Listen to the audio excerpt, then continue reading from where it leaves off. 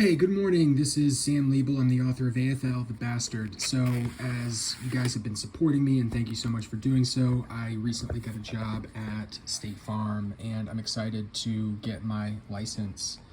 So, I am gonna be kind of journaling and documenting my progress as a project. This will be the first time I'm doing anything like this, but so I have to get my license before I can be an insurance agent, and that's what I'm in right now. I was lucky to find a great local agency that really generously agreed to take me on and pay for my training. So I'm very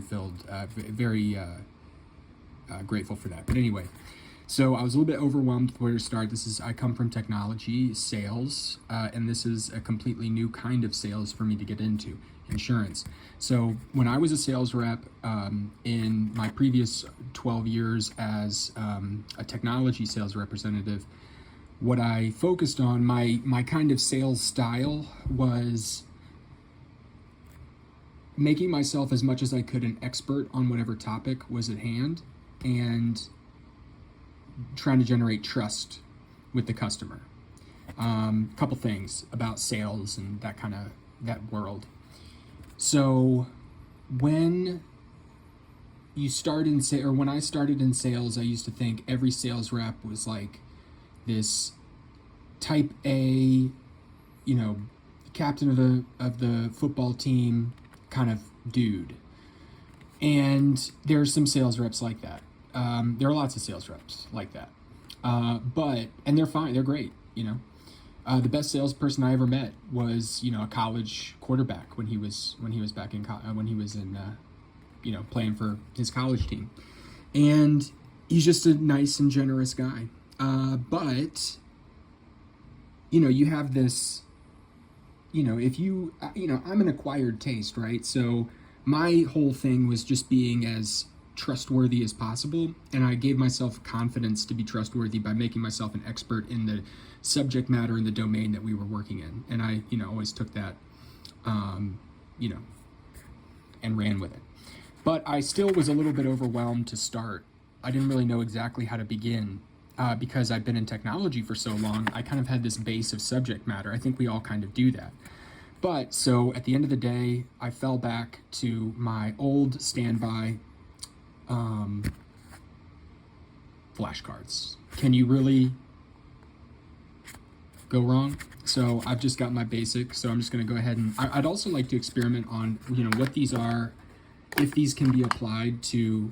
I usually don't like pens with caps on them, but since we're kind of sitting down at the desk, I also want to experiment with like write streams, because I'm a writer, right? And I've got some cool handwriting, I think. Policy. What is a policy? So a policy, I use some excuse me. I use some tools to break down this. I used some new tools to break this down into and explain it like I'm 5 kind of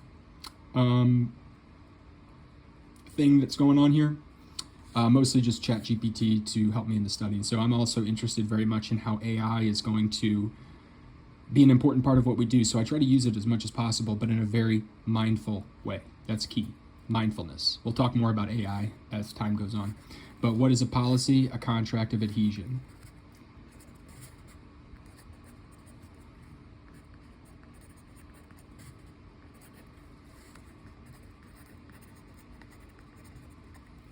Just going to underline, not cross it out, but underline it.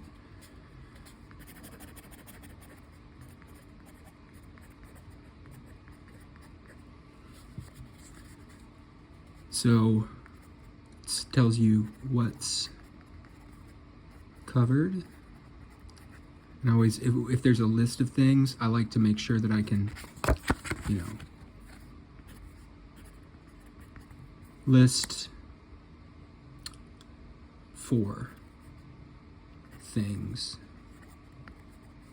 it has. So just let myself know, okay, there are 4 things you need to know about this, right? So what's covered, how much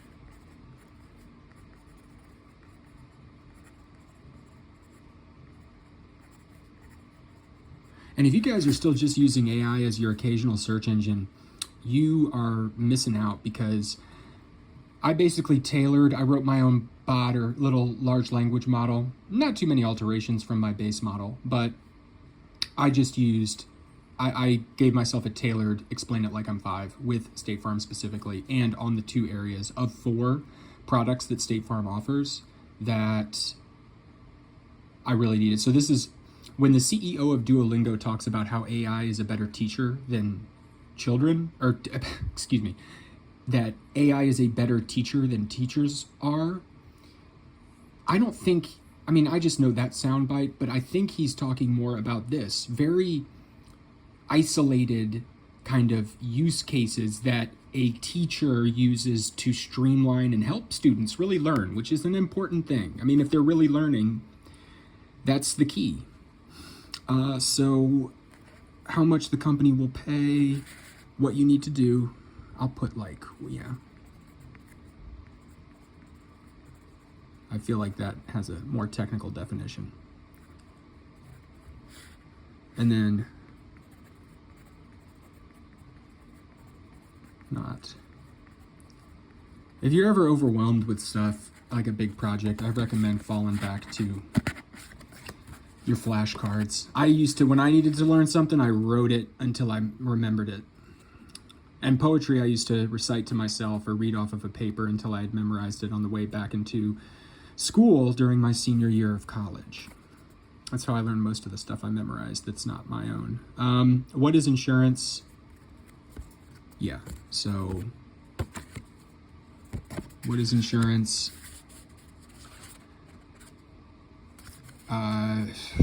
It is, I mean, the big idea would be that it's peace of mind. It's kind of the emotion that you're selling. I love these grid papers every now and then, grid type print. Peace of mind, grid ruled, grid layout. Peace of mind, but protection from everything life throws at you.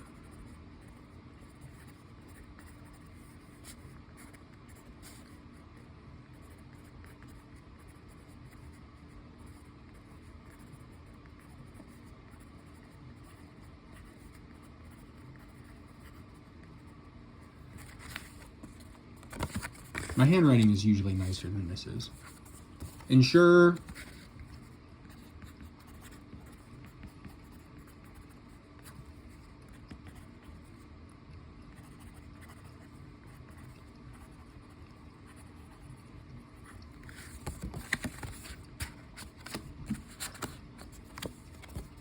We should have already had oh no, we did premium. I feel like these are just the basic things that you need to know. Let me go premium, oh, policy. Contract, wait. Dang it. That's what happens. I mixed these up. This should actually be, uh-oh. Oh. Should actually be policy.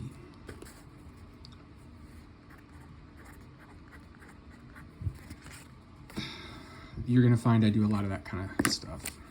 Mess things up like this.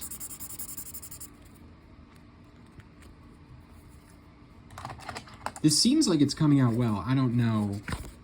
Policy is, yeah, policy. This would be the premium then. I have this thing about, like, I'm always doing stuff like this, and then I don't want to like redo the whole work, so I'm just gonna do, and this is gonna be our premium.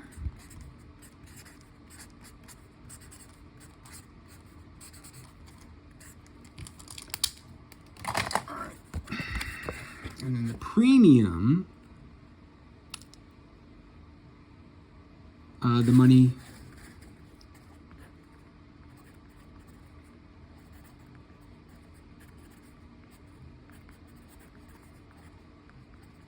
I feel like these are kind of just the basics that you just need to know.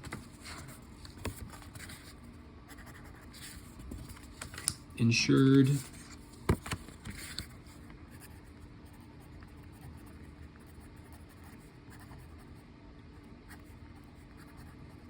policy. And our AI configuration for this interaction, or for this learning experience. So, teach me as if I were, that's one of the classic prompts. And then you are, that's what I did here too. We'll break these down too. Teach me as if I were, you are. You want to be specific and kind of have some mastery of the English language if you're going to interact with these things. Even though I don't really know to what extent these large language models are trained only on native English speakers. And I'm all for language models in every single language across the world. What I'm talking about is when you're doing a large language model for English, are you using native speakers only? Or are you using native speakers, and where appropriate, do you have a plan on how to incorporate those non-native speakers into a rational kind of model that mirrors real life in an effective way? So, I would say always I build in this sort of like ancillary logic. And that's it. Logic has limitations, That's the other thing. This is sort of like a meta one. I'll put of interest, potential, ancillary logic. And then teach me as if I were, and then specifics. Taking exam. State Farm is the company. North Carolina is the state. The more specific that you get, the more tailored everything will be to you. You create your own personalized learning program. Teach me as if I were 5 years old. Basically, this is inspired by the ELI 5 subreddit. Explain it like I'm 5, which is sort of an internet trope. You are an expert.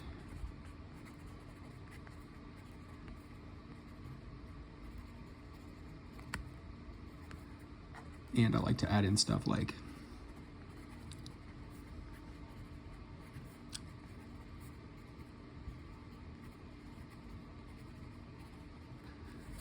so that's my kind of adapted, practical prompting guide to get some better results. I'll put this as a 4. So I've set up my custom learning program that I'm kind of using to learn things pretty easily using a 4-part prompt. And we'll call this just the tailored learning program prompt or something. So teach me as if I were, in this case, 5 years old, or, this is for learning. Teach me as if I were. You are an expert in insurance and understand the marketplace, right? Even that will help you results. 3, specifics.